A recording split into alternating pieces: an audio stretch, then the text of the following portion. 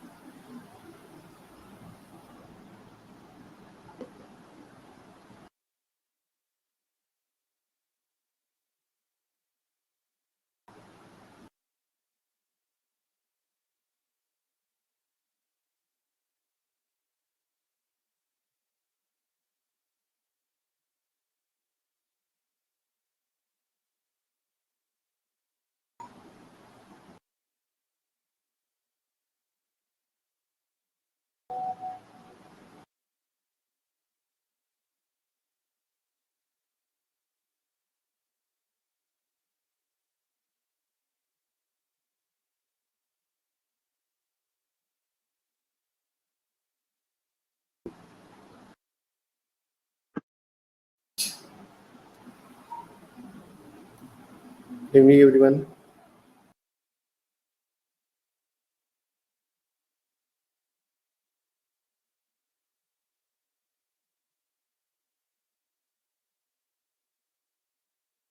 ये एक दो क्वेश्चंस डाउट में है, उसको देखिए एक बार। तो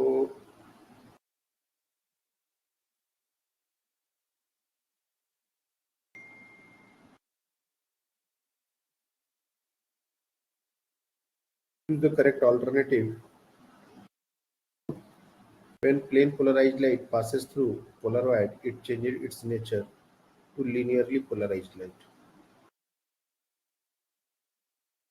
ये स्टेटमेंट गलत है। लिनियरली पोलराइज्ड लाइट का कोई मतलब नहीं होता, प्लेन पोलराइज्ड लाइट ही होती है। बेसिकली इलेक्ट्रिक फील्ड एक पर्टिकुलर प्लेन में ही रिस्ट्रिक्ट होता है पोलराइजेशन में। Refracted light, when light is incident at Brewster's angle, is linearly polarized.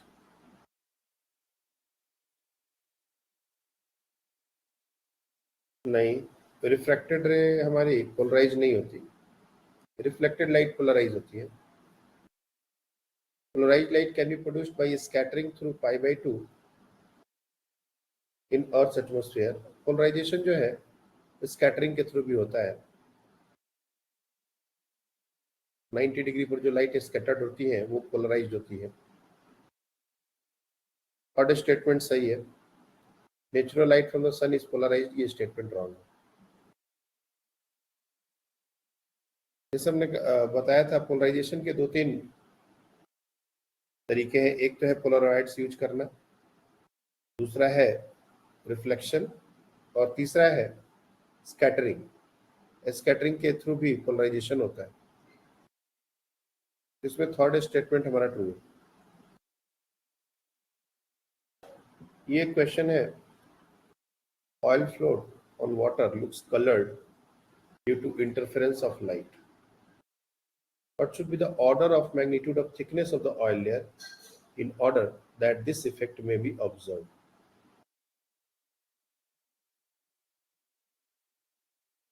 Oil floating on water looks colored due to interference of light. What should be the order of magnitude of thickness of oil layer in order that this effect will be observed? हम लोग को पता है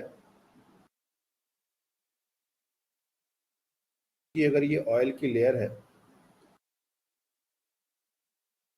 और ये हमारा water है, water का कोई ऐसा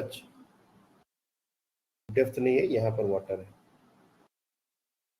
ये ऑयल है। अगर इसकी थिकनेस हम लोग टी मान लें और इसका रिफ्रैक्टिव इंडेक्स अगर म्यू मान लें, तो बेसिकली हम लोग जो देखते हैं वो रिफ्लेक्टेड लाइट देखते हैं। जो लाइट यहाँ से रिफ्लेक्ट होकर आती है वही हम लोग देखते हैं। तो कंडीशन फॉर इंटरफेरेंस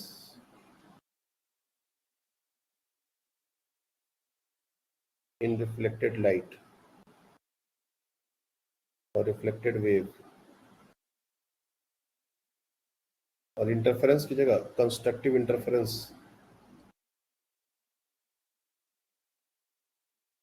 क्योंकि जिसका कंस्ट्रक्टिव इंटरफेरेंस होगा वही कलर हम लोग को दिखेगा। तो इसके लिए हमारा कंडीशन है कि डेल्टा एक्स जो होना चाहिए वो 2n-1 λ/2। उल्टा कंडीशन होता है तो ये डिस्ट्रक्टिव इंटरफेरेंस का कंडीशन होना चाहिए, और ये हमारा होता है 2μt = 2n-1 λ/2। Basically, T can be written as 2n-1 lambda divided by 4 times mu।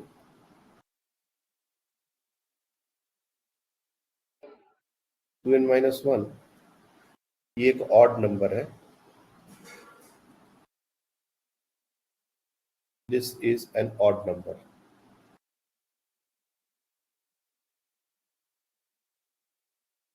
और लैम्डा 400 नैनोमीटर से 700 नैनोमीटर इस रेंज में होता है। इसको अगर हम लोग इस तरह से लिखें 400 × 10⁻⁹, तो डेफिनेटली इसको 4 × 10⁻⁷ ऐसा लिख सकते हैं, 400 to 700। बेसिकली हम लोग को सिर्फ ऑर्डर देखना है। तो 10⁻⁷ यहाँ से मिल गया, ये एक ऑड नंबर है।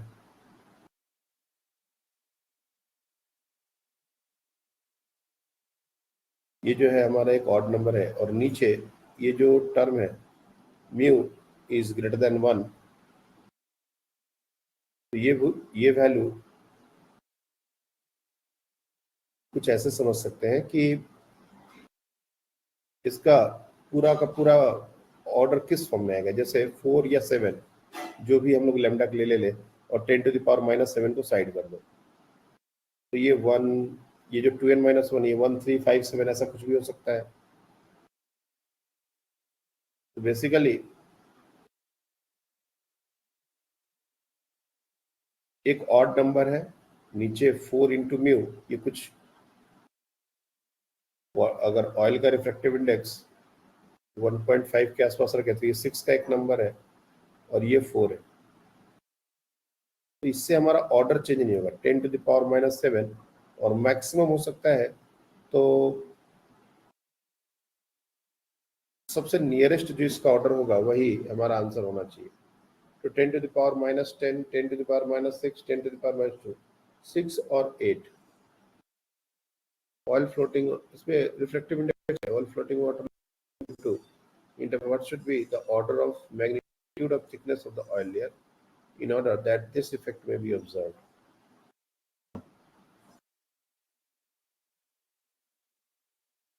तो अगर इसको हम लोग 10 to the power -6 करेंगे तो ये जो टर्म है वो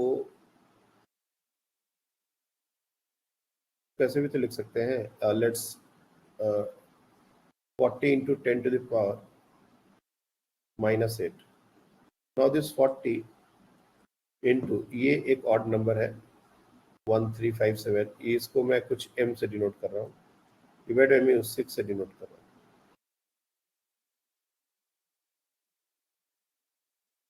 तो ये value into 10 to the power -8,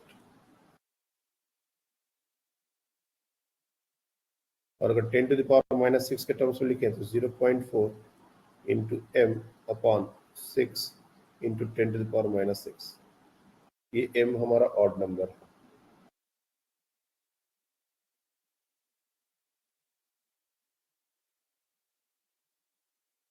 ten to the power -8, 10 to the power -6.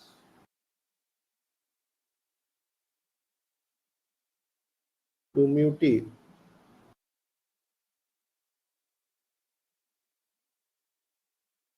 या इतना करने का जरूरत नहीं है. अगर सिर्फ ये हम लोग एक नंबर है थिकनेस को 2n-1/2 लैम्डा, लैम्डा हमारा 10 to the power -7 ऑर्डर का है,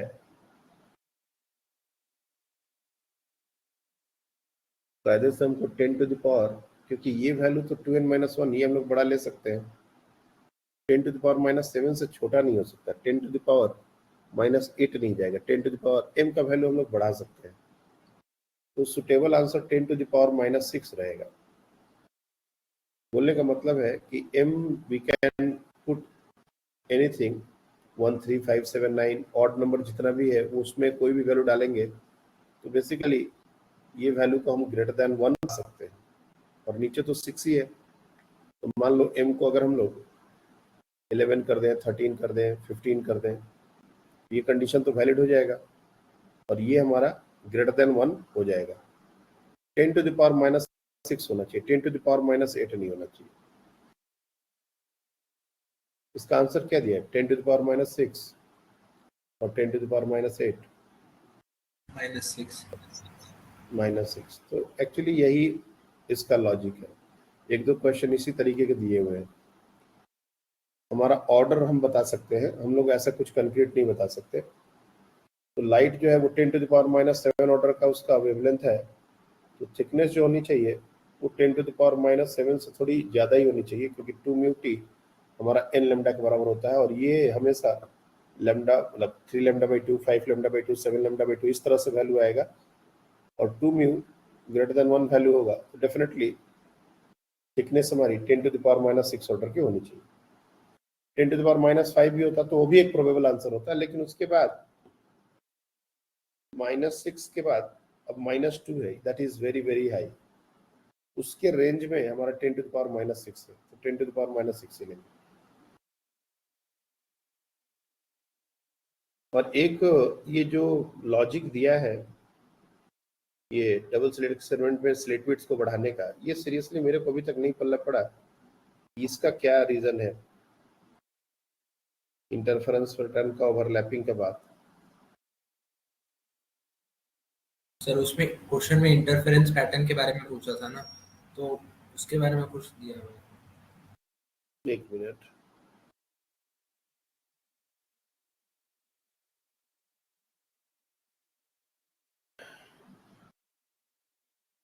If an interference monochromatic light is white light, नहीं ये नहीं. What is the effect of interference fringes in young cells if width of the slit is increased?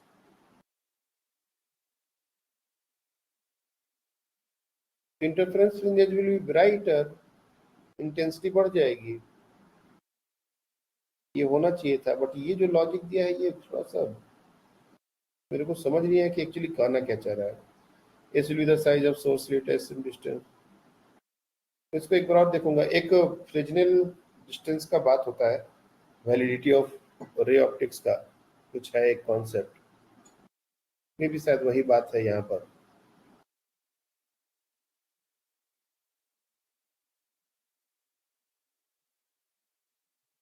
इसको एक बार मैं देख के सर बताऊंगा बच्चों। सर वो जो मैंने भेजा था पोलराइज लाइट का स्कैटरिंग पे, वो याद ही रखना है ना कि पाई बाय 2 का तो फेज भाई डिफरेंस आता है। क्या पोलराइज लाइट का स्कैटरिंग पे कितने का फेज डिफरेंस आता है? π/2, हाँ। वो क्या एक पर्टिकुलर एंगल पर देखो, जैसे रिफ्रैक्शन में एक पर्टिकुलर एंगल पर जब लाइट रे इंसिडेंट होती है उसी के कोरस्पॉन्डिंग हमको पोलराइज लाइट मिलती है, तो उसी के लिए स्कैटरिंग में भी वही होता है। स्कैटरिंग तो सारे एंगल पर होता है। स्कैटरिंग का मतलब क्या होता है? बिखरना। लाइट जो होती है वो स्मॉल पार्टिकल्स जो होते हैं, जब उस पर फॉल होती है तो वो बिखर जाती है। और scattering inversely proportional to lambda to the power 4 होता है। मतलब जितना लैम्डा छोटा होगा उतना ही स्कैटरिंग ज्यादा होगी। तो जो लाइट 90 डिग्री पर स्कैटर्ड होती है वही लाइट प्लेन पोलराइज लाइट होती है। ये तुमको नॉलेज क्लाउड में शायद दिया हुआ है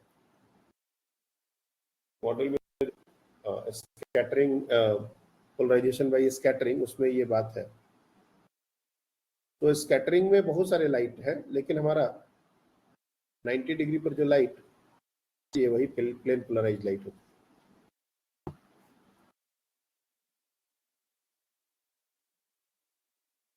फोटो इलेक्ट्रिक इफेक्ट में हमने कल देखा था कि अगर हमको कोई भी लाइट फॉल हो रही है, फोटोन फॉल हो रहा है, उसकी एनर्जी होती है एच न्यू और एस सी बाई लैम्डा। इसके लिए एक कन्वर्जन फैक्टर है जो लगभग पूरे क्वेश्चन में काम आएगा, इसमें और इसके बाद वाले चैप्टर में। उसको हम लोग पहले अच्छे से समझ लेते हैं। एनर्जी ऑफ फोटोन ये होता है एच न्यू, और इसी को हम लोग लिखते हैं एच सी बाई लैम्डा। देखो लैम्डा जनरली क्या होता है, इन एंगस्ट्रॉम या फिर लैम्डा इन नैनोमीटर। जनरली लाइट का जो वेवलेंथ है वो इसी में दिया रहता है, ठीक है। तो लैम्डा का वैल्यू हम लोग बाद में पुट करेंगे। एच क्या है? एच प्लैंक्स कांस्टेंट है, that is 6.626 into 10 to the power minus 34 joule second. और लैम्डा सॉरी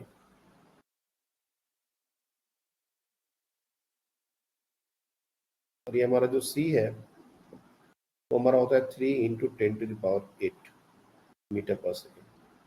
तो जब भी हमको कोई लैम्डा दिया जाएगा, मोस्टली हमको वेवलेंथ ही दिया जाता है, तो हमको ये एनर्जी कैलकुलेट करनी पड़ेगी। और ये एनर्जी का जो यूनिट है वो जूल होता है। मतलब अगर तुम 6.626 into 10 to the power minus 34 into 3 into 10 to the power 8 divided by whatever, एक एग्जाम्पल के लिए मान लो ये 5000 एंगस्ट्रॉम है, लेट्स अज्यूम दिस 5000 एंगस्ट्रॉम, तो divide by 5000 into 10 to the power minus 10, तो ये जो आंसर आएगा जूल में आएगा। और हमको एनर्जी जो है वो जूल में नहीं चाहिए होती, वो इलेक्ट्रॉन वोल्ट में चाहिए होती है। तो 1 electron volt is equal to 1.6 into 10 to the power minus 90 joule, ये हम लोग को पता है। यानी कि 1 joule is equal to 1 divide by 1.6 into 10 to the power minus 90 electron volt. This is how it is. यानी कि ये जो एनर्जी हमारी आई है, ये जो एनर्जी आई है, इसको अगर हम लोग इलेक्ट्रॉन वोल्ट में करना चाहें तो क्या करना पड़ेगा? 6.626 into 10 to the power minus 34 into 3 into 10 to the power 8। ये 5000 को मैं बाद में हटा लूंगा, इसको मल्टीप्लीकेशन में यूज नहीं करेंगे। सिर्फ एंगस्ट्रॉम वाला पार्ट जो है 10 टू द पावर माइनस 10 ये हम लोग यूज करने वाले हैं, into 1.6 into 10 to the power minus 19।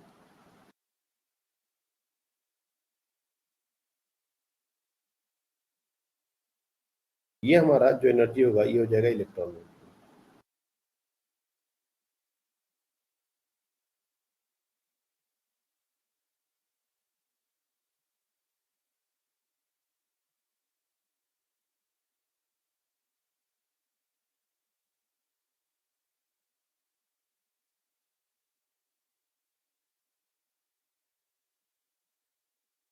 तो अब 10 टू द पावर को थोड़ा सा देखा जाए, ये 19 और -10 ये हमारा हो जाएगा -29, और ये ऊपर हम लोग को कितना मिल रहा है, तो 6.626 इंटू 3 इंटू ये हमारा हो जाएगा 26, 20 8 10 to the power -26 divide by 1.6 into 10 to the power -29 1/5000 electron volt. 29 को ऊपर लेके जाएंगे तो 10 टू पावर 3 का टर्म मिलेगा, और ये 10 टू द पावर 3 इसके साथ मल्टीप्लाई कर देंगे तो ये 6626 into 3 divide by 1.6 1/5000 electron volt. जब इसको मल्टीप्लाई करोगे ना और इसको डिवाइड करोगे तो ये नियरली 12400 कैलकुलेट होके नियरली 12400, और ये हमने कहा था लैम्डा को हम लोग एज इट इज रखेंगे बाय लैम्डा, लेकिन याद रखना है कि ये एंगस्ट्रॉम में ही होना चाहिए क्योंकि इसका 10 टू द पावर -10 हमने यूज किया है। जो हमारा कन्वर्जन फैक्टर है जो इस दोनों चैप्टर में काम आने वाला है तो यही है। अब ये बार बार ये कैलकुलेशन हम लोग नहीं करेंगे। जैसे मान लो कोई भी लाइट से किसी भी सरफेस को इल्यूमिनेट किया गया तो पहले फोटो इलेक्ट्रॉन्स निकलेंगे या नहीं निकलेंगे, निकलेंगे तो उनकी काइनेटिक एनर्जी क्या होगी, उनका स्टॉपिंग पोटेंशियल क्या होगा। नॉर्मल जितने भी इस तरह के क्वेश्चन होंगे बेसिक लेवल के, उसमें हमको लाइट का वेवलेंथ दिया रहता है। तो वेवलेंथ देने के बाद अगर हम उसकी एनर्जी निकालना है तो हमको ये सारा कैलकुलेशन बार बार करना पड़ेगा। SC बाई लैम्डा यूज करेंगे तो जूल में निकलेगी, और जबकि वर्क फंक्शन किसी भी मेटल का जो वर्क फंक्शन होता है वो मोस्टली आपका इलेक्ट्रॉन वोल्ट में ही दिया जाएगा। वर्क फंक्शन कभी भी जूल में नहीं होता। हाँ, काइनेटिक एनर्जी ऑफ इलेक्ट्रॉन, उसका स्पीड निकालना हो तो कुछ और बात है। काइनेटिक एनर्जी के बाद अगर हमको स्पीड निकालना हो और मीटर पर सेकंड में निकालना हो तो फिर इलेक्ट्रॉन वोल्ट को हमको कन्वर्ट करना पड़ेगा। लेकिन generally most of the question में काइनेटिक एनर्जी निकालना है, स्टॉपिंग पोटेंशियल निकालना है, मैक्सिमम काम हमारा इलेक्ट्रॉन वोल्ट में होने वाला है। तो रादर देन कि हम बार बार ये कैलकुलेशन करें, ये जितना कैलकुलेशन है हम लोग ये कन्वर्जन फैक्टर याद रखेंगे, और ये डबल काम करता है। कैसे? जैसे एक कन्वर्जन फैक्टर तो डायरेक्टली तुमको दिख रहा है 12400 divide by lambda in angstrom. ये फोटो इलेक्ट्रिक इफेक्ट में ऐसे काम करेगा, और इसी को अगर चेंज कर दिया जाए so lambda in angstrom is equal to 12400 divide by e in electron. ये काम करेगा हमारा एटम्स के अंदर। जैसे हम लोग को पता होता है कोई भी ट्रांजिशन होता है इलेक्ट्रॉन का तो उसमें वेवलेंथ, मतलब जो लाइट निकलती है उसका एक वेवलेंथ होता है, और डिफरेंट एनर्जी लेवल्स होते हैं। जब भी इलेक्ट्रॉन यहाँ से यहाँ जंप किया तो इसका एनर्जी और इसका एनर्जी हमारा इलेक्ट्रॉन वोल्ट में ही होता है। तो जब ये एनर्जी डिफरेंस के कॉरस्पॉन्डिंग हमको कितनी लाइट और कितनी वेवलेंथ की लाइट निकलेगी अगर ये पूछा जाए तो डायरेक्टली इसका जो एनर्जी डिफरेंस है डेल्टा ई, इसको हम यहाँ पर यूज कर लेंगे। ये अगर इलेक्ट्रॉन वोल्ट में होगा तो लैम्डा हमारा डायरेक्टली एंगस्ट्रॉम में आ जाएगा। तो ये एक बहुत ही इंपॉर्टेंट इन दोनों चैप्टर्स के लिए कन्वर्जन फैक्टर है जो ऑलमोस्ट हर क्वेश्चन में काम आने ही आने वाला है। तो कल हमने जैसे लास्ट में जो इक्वेशन बताया था आपको,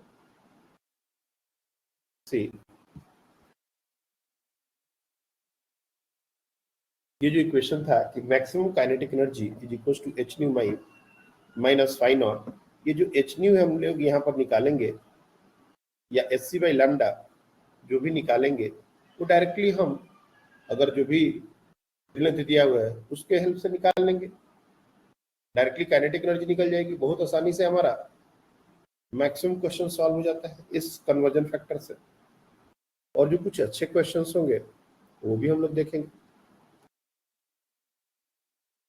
फोटोन थ्योरी ऑफ लाइट और क्वांटम थ्योरी ऑफ लाइट, इसको हम लोग क्वांटम थ्योरी ऑफ लाइट बोलते हैं। बेसिकली क्वांटा इज पार्ट, एक जो स्ट्रीम ऑफ पार्टिकल से एक पार्टिकल को क्वांटा बोलते हैं, क्वांटा ऑफ लाइट को फोटोन बोला जाता है।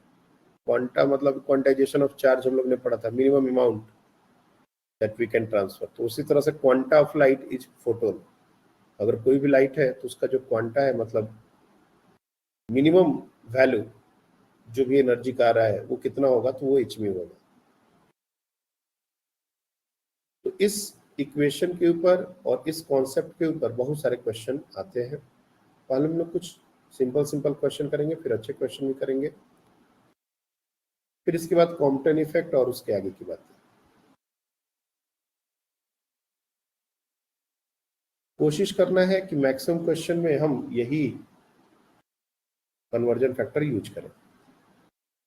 ये एक्यूरेट तो नहीं है, लेकिन मोस्टली क्वेश्चन में यूज होता है।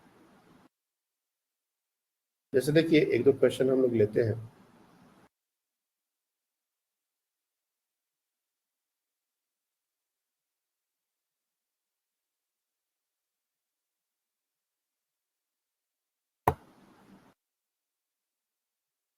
इलेक्ट्रॉन्स विथ मैक्सिमम, एक मिनट, इसका चलो देखो तो।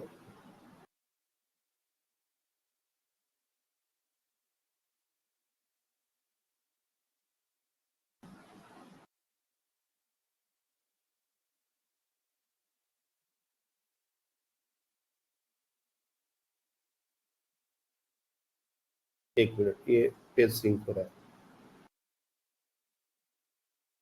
देखिए तो।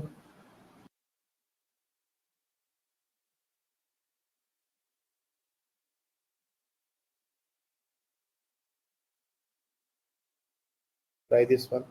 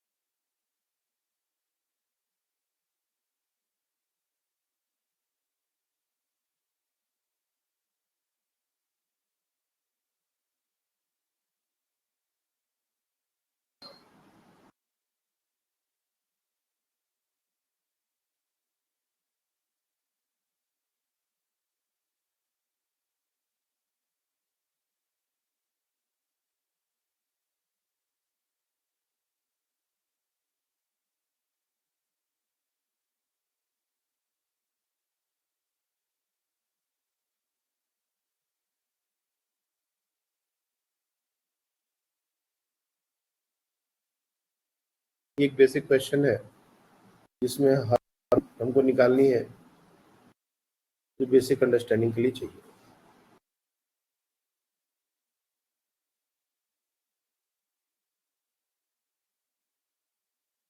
ट्राई कीजिए इसको एक बार।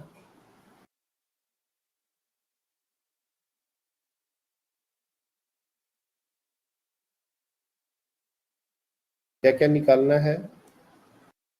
Work function, threshold wavelength and stopping potential. ये तीन चीजें हमको चाहिए। तो पहला वर्क फंक्शन, दूसरा थ्रेशोल्ड वेवलेंथ, तीसरा स्टॉपिंग पोटेंशियल। तो पार्थ बताएं क्या आंसर आया?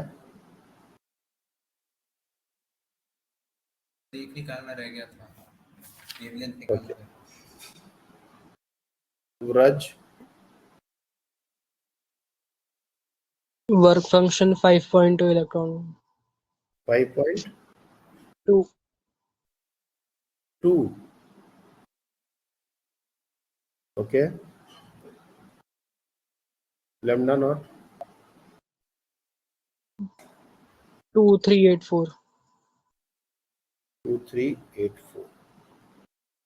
और देखो, ये जो भी आंसर्स आएंगे, क्योंकि हमारे पास ऑप्शन रहेंगे, तो नियरेस्ट जो होगा, मतलब इतना भी डिफरेंस नहीं आएगा कि तुम नियरेस्ट एकदम से एक एक, जैसे 2384 है तो दूसरा 2383 होगा, ऐसा नहीं होता, ठीक है ना।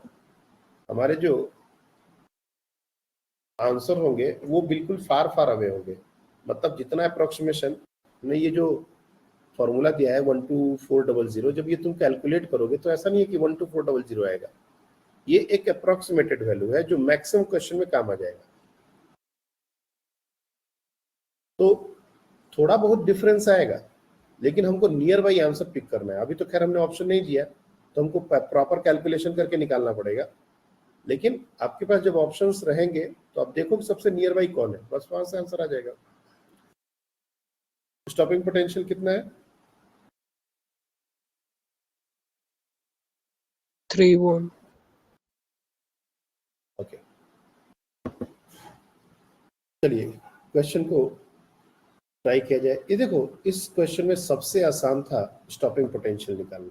हमने आपको बताया था कि जब भी हमको मैक्सिमम काइनेटिक एनर्जी दे दी जाए तो ये हमेशा इलेक्ट्रॉन वोल्ट में दी जाती है, और मतलब एक शॉर्टकट तरीके से याद रखो कि अगर ई हटा दोगे, जो भी मैक्सिमम काइनेटिक एनर्जी जो इलेक्ट्रॉन की होती है उसमें से ई हटा दोगे तो स्टॉपिंग पोटेंशियल हो जाएगा। Very simple. तो कभी भी हमको स्टॉपिंग पोटेंशियल निकालना हो और हमको के ई मैक्स पता हो तो उसमें से ई, तो ये स्टॉपिंग पोटेंशियल हो जाएगा। तो पहला तो आंसर समझ में आ जाना चाहिए। दूसरा, are ejected from a metal surface by ultraviolet radiation of wavelength this 1500.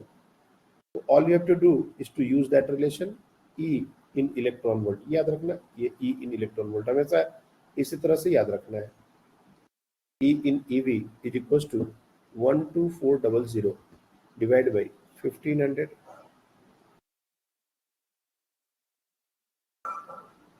तो 15 से 120, 15 दूनी 30, और ये 6, 15 छक्कन 90, 267 ऐसा कुछ आएगा, मतलब इसको नियर बाई 8.27 इलेक्ट्रॉन वोल्ट ले सकते हैं। देखो कितना जल्दी हमारा इस फोटोन के कोरस्पॉन्डिंग एनर्जी हमको मिल गई। नहीं तो इसमें एस सी बाई लैम्डा लगाते फिर उसको इलेक्ट्रॉन वोल्ट में कन्वर्ट करते तो कितना टाइम लगता है। नाउ ये काइनेटिक एनर्जी है, हमारे पास फॉर्मूला है K E max is equals to h nu minus phi not, यानी कि phi not that is the work function is equals to h nu minus K E max. और ये एक बार मैं पहला क्वेश्चन कर रहा हूँ इसलिए ये सब कुछ लिख रहा हूँ, तुमको ये सब लिखने की जरूरत नहीं है, डायरेक्ट इसको सॉल्व कर सकते हो मेंटली। अब जैसे 8.27 आया तो इसमें से अगर हम लोग मैक्सिमम काइनेटिक एनर्जी माइनस कर दे तो वही तो वर्क फंक्शन होगा, और क्या होगा। 3 इलेक्ट्रॉन वोल्ट ये 8.27 है, तो डायरेक्टली हमारा वर्क फंक्शन मिल गया 8.27 minus 3 and that is equal to 5.27। इससे ये क्वेश्चन हो गया।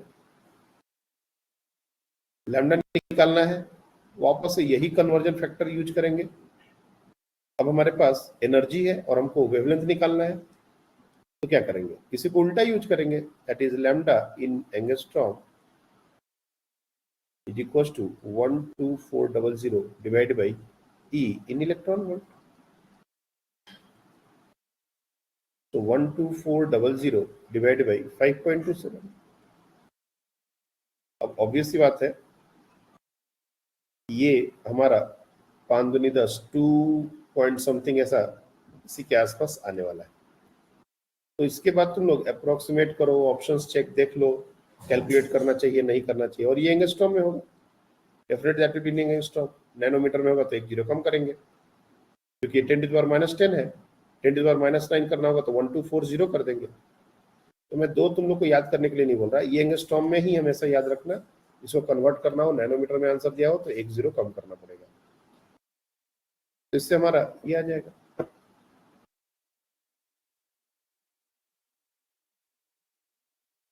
नेक्स्ट क्वेश्चन देखिए।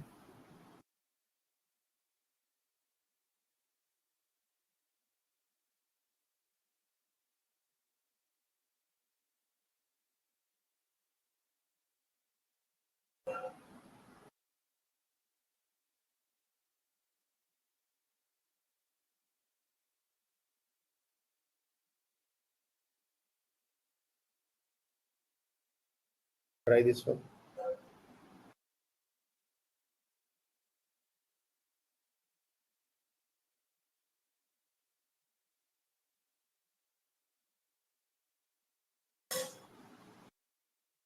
देखो अभी थोड़ा सा क्लास फास्ट पेस में चल रहा है, लगातार चल रहा है, तो कुछ कुछ छोटे छोटे पॉइंट्स छूट रहे हैं, ठीक है।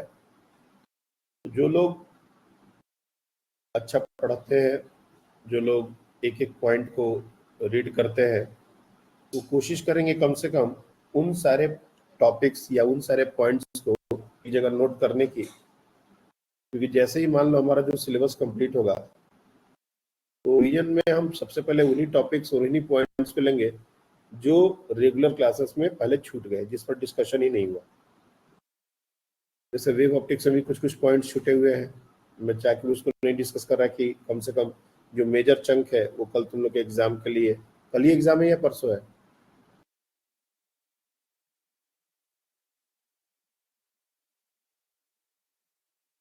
कल है। तो कल के एग्जाम के लिए जितना मेजर हो सकता है वो किया जाए। बाकी जो छोटे छोटे पॉइंट्स छूटे हैं उनको भी हम लोग करेंगे एक बार सिलेबस हमारा कंप्लीट होगा तब। पहले 5 क्लासेस में हम लोग कोशिश करेंगे, ये रे ऑप्टिक्स से थोड़ा सा हम लोग फास्ट पेस में मूव किए, तो रे ऑप्टिक्स से जो भी छूट गया है वो सारी चीजें कवर अप करेंगे।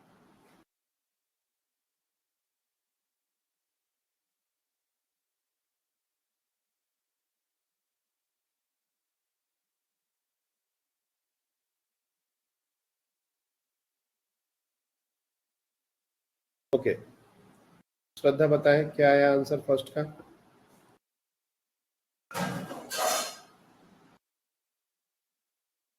वन पॉइंट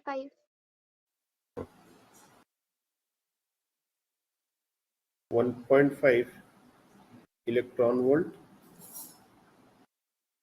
और सेकंड वाले क्या? 5.4। सबका सेम आंसर है? हाँ सर।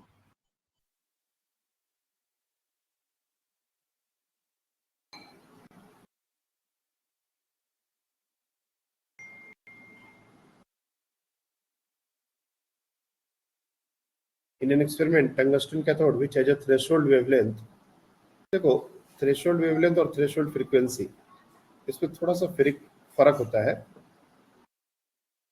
अगर हमारा एनर्जी जो है वो एच न्यू है, इसको हम लोग h c by lambda, nu बड़ा होना चाहिए, थ्रेशोल्ड फ्रीक्वेंसी से ज्यादा फ्रीक्वेंसी की लाइट फॉल होनी चाहिए, लेकिन वेवलेंथ कम होना चाहिए।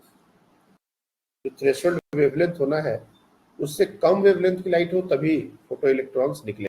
हम लोग को ध्यान में रखना होगा कि फ्रीक्वेंसी और वेवलेंथ एक दूसरे के मतलब होते हैं। तो फ्रीक्वेंसी अगर ज्यादा होनी चाहिए तो वेवलेंथ कम होना चाहिए।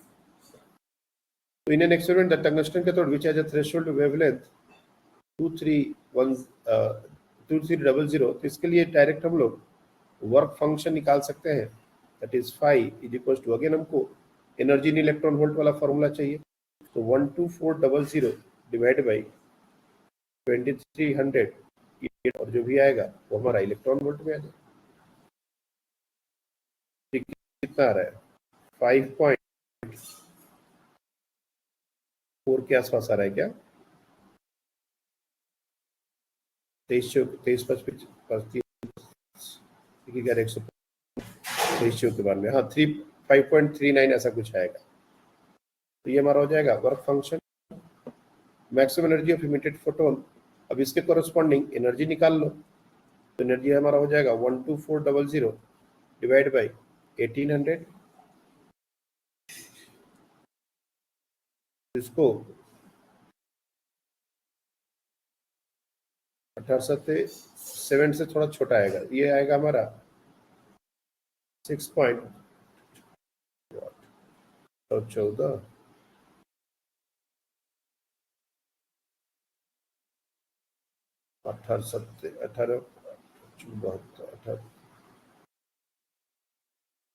6.33, और इसको जब माइनस करेंगे 6.9 आएगा। तो ये 00 जाएगा 18 18 18 से 108 6 14 16 सॉरी हाँ 18 9 62 से 18 8 44 से हाँ 6.9 के आसपास सही बोल रहे हो। तो ये हमारा ये आ गया phi can be sorry maximum kinetic energy can be written K max is equals to E minus 5 यहाँ से माइनस कर देंगे 6.9 माइनस 1.5 इलेक्ट्रॉन। सिंपल वाले क्वेश्चन कुछ इसी तरह से आएंगे। अब थोड़े अच्छे क्वेश्चन हम लोग लेते हैं। जैसे देखो ये question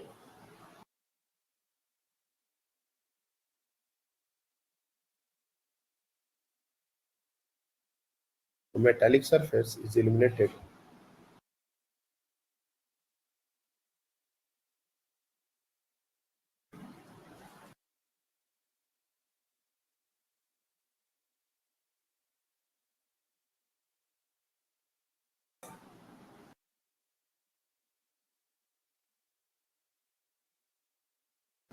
alternatively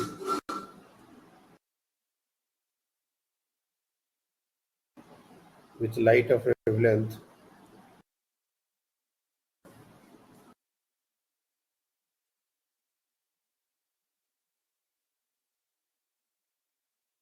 thousand angstrom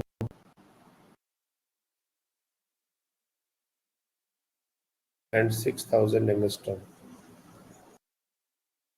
respectively.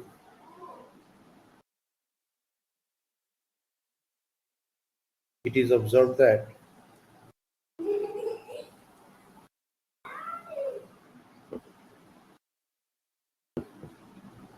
the maximum speed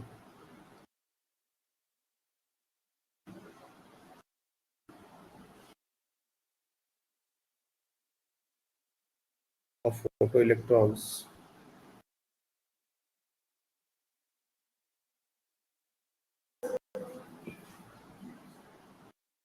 under this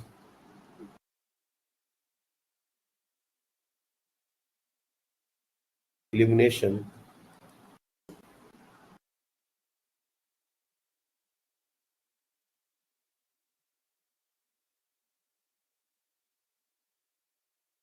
are in the ratio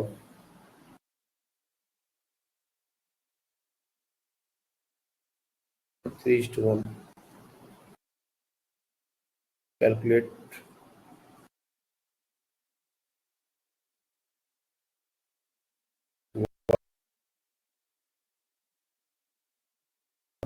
function.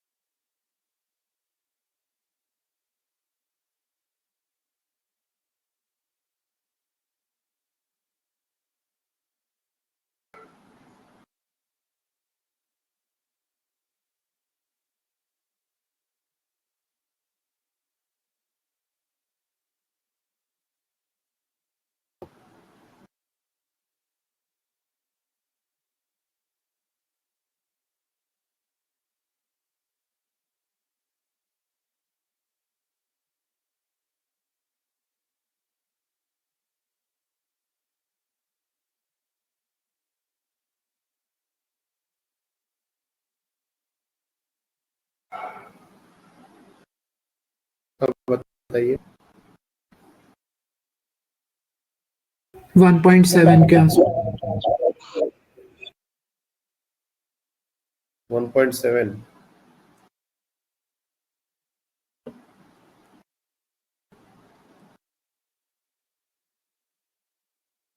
सब लोग के आंसर सेम है।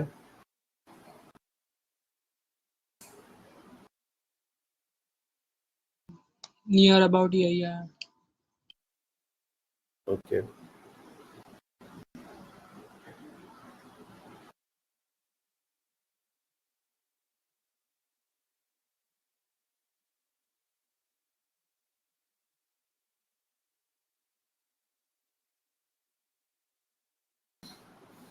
देखिए, a metallic illuminated alternately with light of wavelength 3000 angstrom and 6000 angstrom, इन दोनों की हम लोग चाहे निकाल सकते हैं।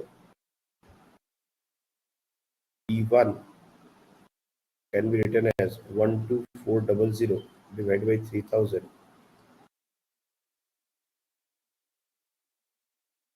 इसको अगर 3 से कैंसिल आउट करें तो 413 इलेक्ट्रॉन वोल्ट हो जाएगा, और E2 2400 डिवाइड बाई 6000, अगेन ये डबल हो गया, तो ये मतलब 2.07 कर लो, नियर अबाउट। अरे maximum speed of photo electron under the illumination are in the ratio of 3:1, यानी कि अगर 3:1 है तो काइनेटिक एनर्जी का रेशियो क्या हो जाएगा, के मैक्स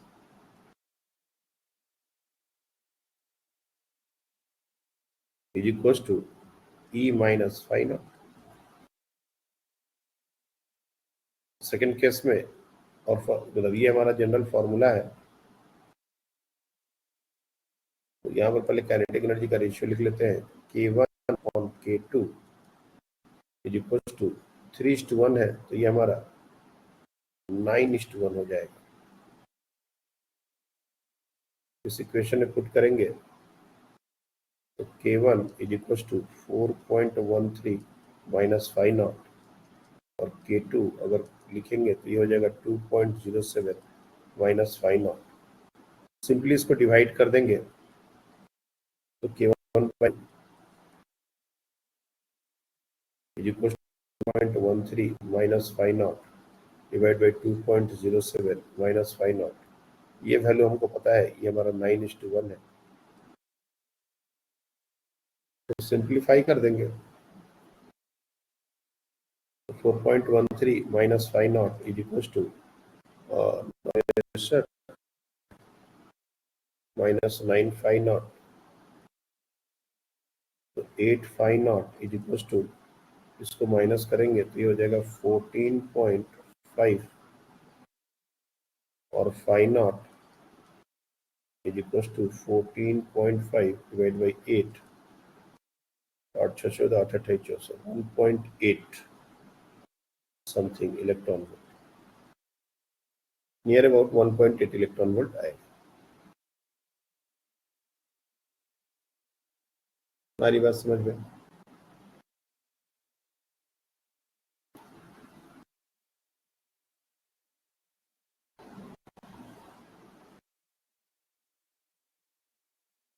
एक बहुत ही कॉमन क्वेश्चन बार बार थियोरेटिकल पूछा जाता है, if we double the frequency of incident light,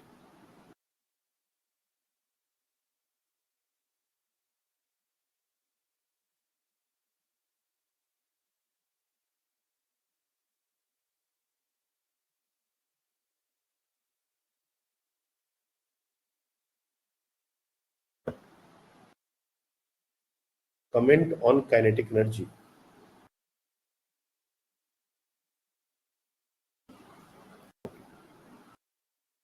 or rather comment on maximum kinetic energy of photoelectrons।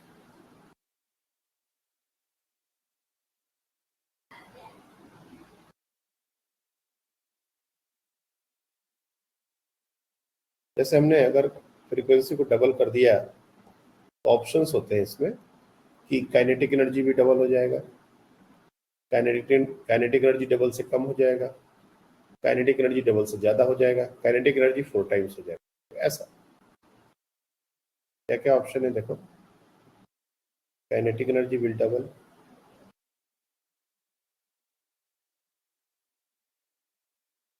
kinetic energy will be half, kinetic energy will be more than double,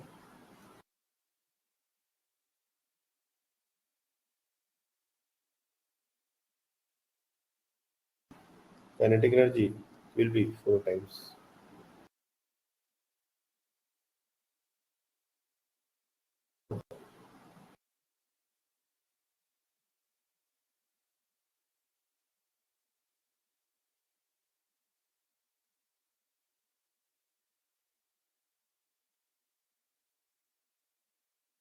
ना बताइए। More than double.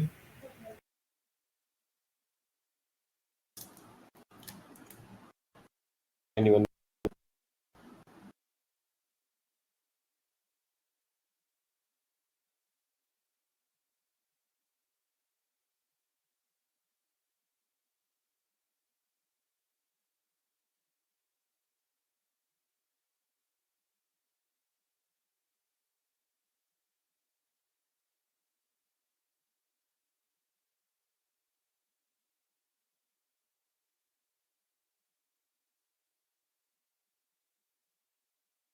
हाँ sir, more than double.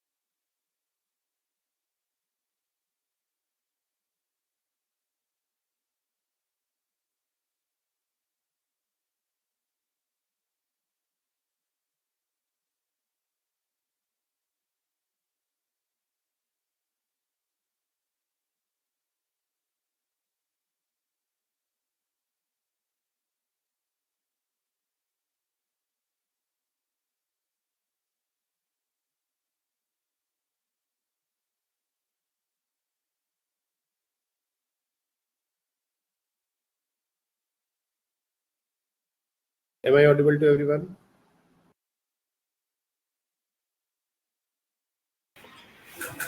हाँ sir. बीच में मेरा connection शायद loose हो गया था। देखो, ये एक बड़ा ही हम लोग के टाइम फेमस क्वेश्चन हुआ करता था और इसमें बहुत सारे, और अभी भी ये पूछा जाता है, ऐसा नहीं है कि ये क्वेश्चन पुराना हो गया। और बहुत बार बच्चे इसका आंसर डबल करते हैं, 4 टाइम्स कर देते हैं। The correct answer is more than double. क्यों ऐसा होता है इसको एक बार मैं मैथमेटिकली तुम लोग के सामने प्रूव कर देना चाहता हूँ। जैसे जो हमारा रिलेशन है, Einstein relation, that K max is equal to h nu minus 5। ये हमारा रिलेशन। अब कर रहा है कि अगर हमने फ्रीक्वेंसी को डबल कर दिया तो बेसिकली हमारा जो एनर्जी होगा वो 2 टाइम्स, मतलब h टाइम्स 2 न्यू हो जाएगा। मैं उस समय की काइनेटिक एनर्जी को कैसे डिनोट करूं? तो बेसिकली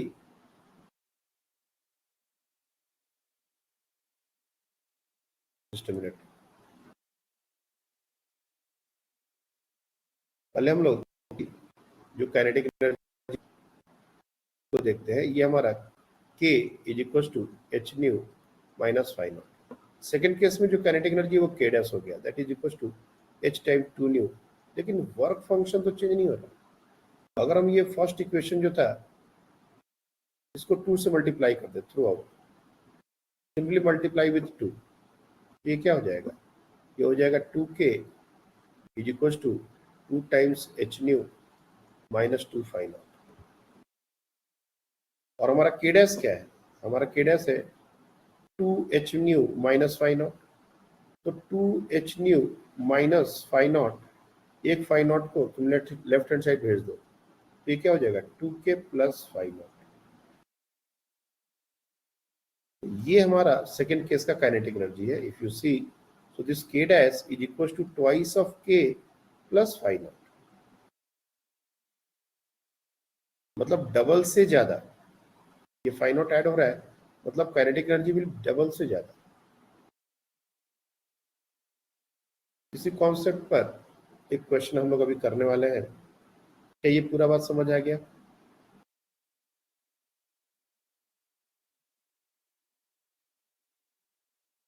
ले रही है?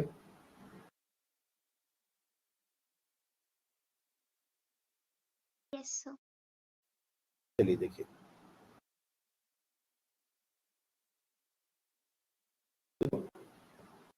फ्रीक्वेंसी को बढ़ाते हैं वैसे ही वेवलेंथ को कम करेंगे तो भी हमारी काइनेटिक एनर्जी बढ़ेगी। क्वेश्चन है radiation of wavelength, similar concept पर, radiation of wavelength lambda is incident on a photocell.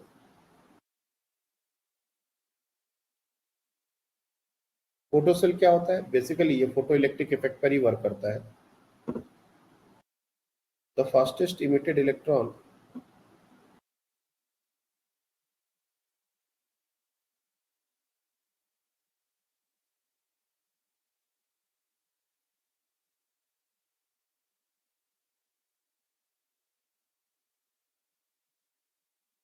has speed v.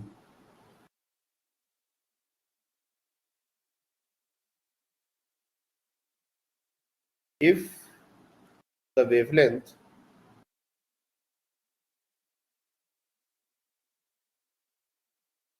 change to t lambda by 4, the speed of fastest electron will be, चार option है।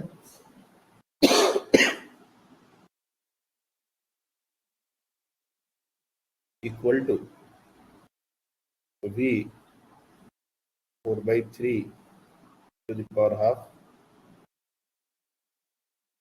is equal to v 3/4 to the power half, c less than v 4/3,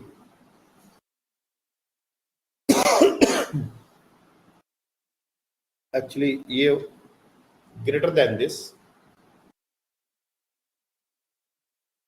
d less than v 4/3 to the power half। Fastest electron की speed अगर v dash है तो इधर left hand side में हर जगह v dash है, ठीक है।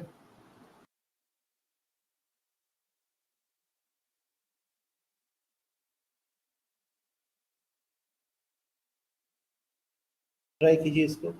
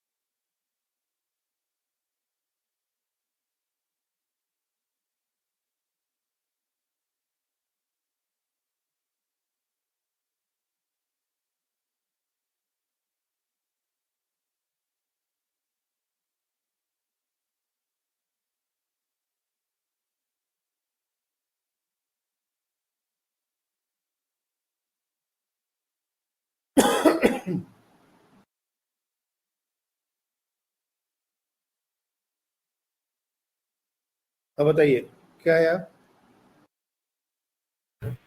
थर्ड।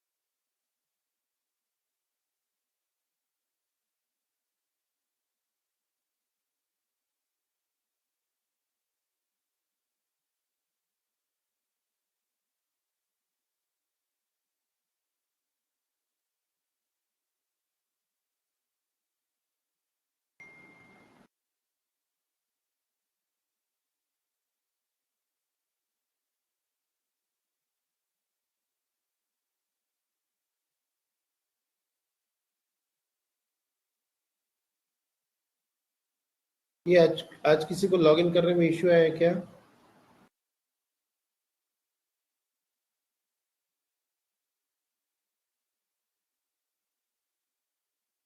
क्लास लॉगिन करने में किसी को इश्यू आया था आज?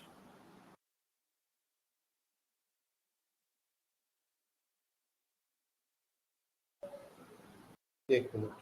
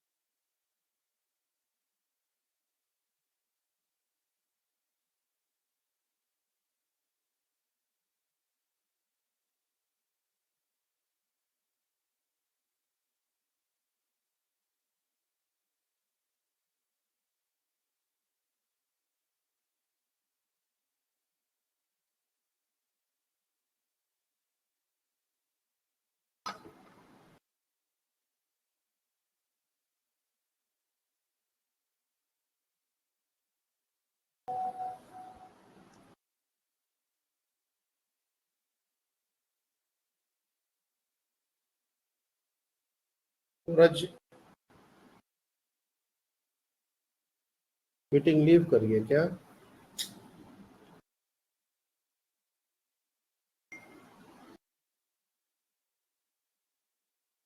सर माधव भी ज्वाइन नहीं हो पा रहा था, उसका मैसेज है। हाँ हाँ हाँ, एक्चुअली अभी हम भी ये देखे, माधव का ही मैसेज आया था। एक्चुअली हम भी डिस्कनेक्ट हुए थे तो भी मेरे पास मतलब रिज्वाइन का ऑप्शन वहाँ दिख रहा था। फिर हम स्टूडेंट अकाउंट से, हमने एक स्टूडेंट अकाउंट क्रिएट किया है, उससे देखे तो वहाँ मीटिंग कंप्लीटेड आ रही है, जबकि मीटिंग तो यहाँ चल रहा है। एक मिनट, कंप्लीटेड दिखा रहा है। अच्छा,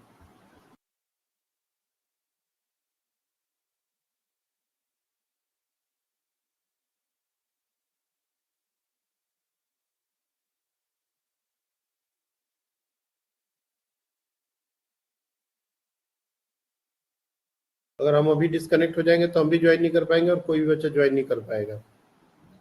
ये एक नया इश्यू, नया बग आ गया है।